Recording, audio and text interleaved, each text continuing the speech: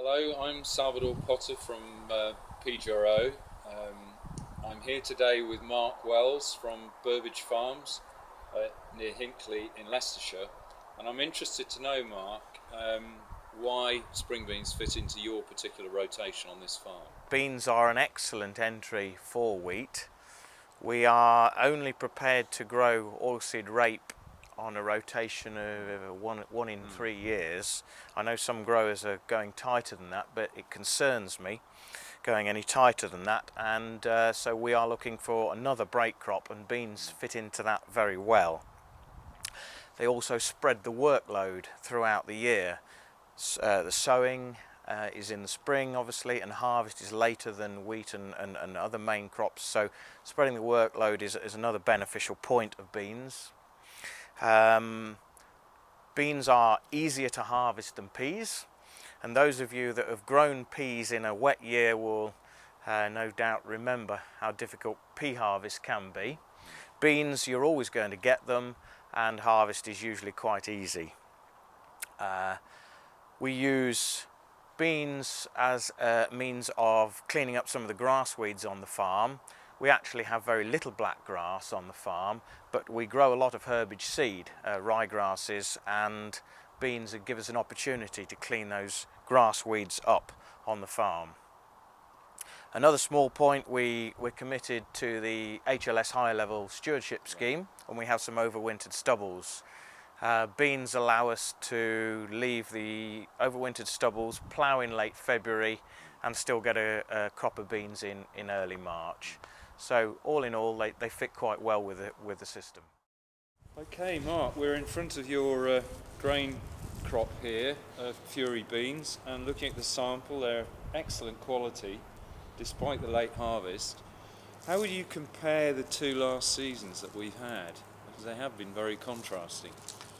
Yeah, they've been very different.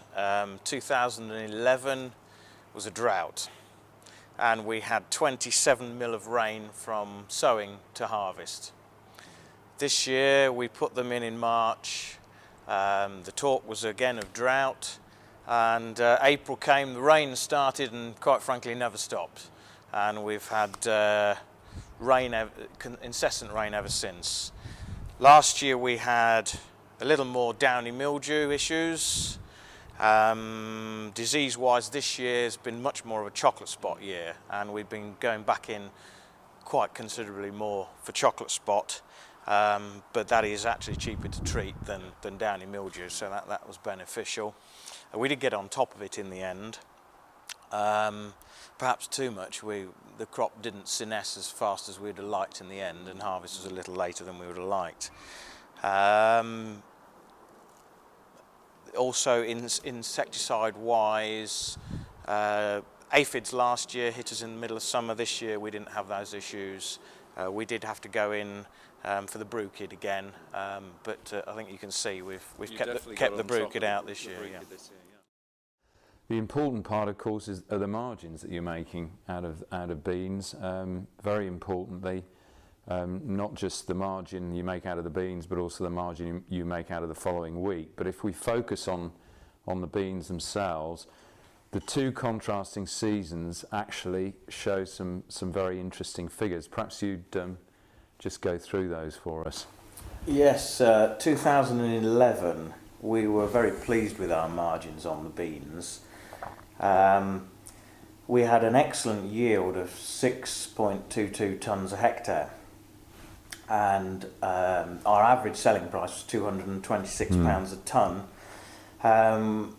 We had a total growing cost of £334 a hectare that year, giving us, with a small protein premium that was available then, a gross margin of £1,109 a hectare. That was in a very dry year with very little rain, although we had some more costs of Basagran, as the pre-emergence didn't work as well as we'd like. Exactly. We had a little more downy mildew than we would have liked, so some fungicide costs there. This year we have had a very different year, as we said before, a very wet year.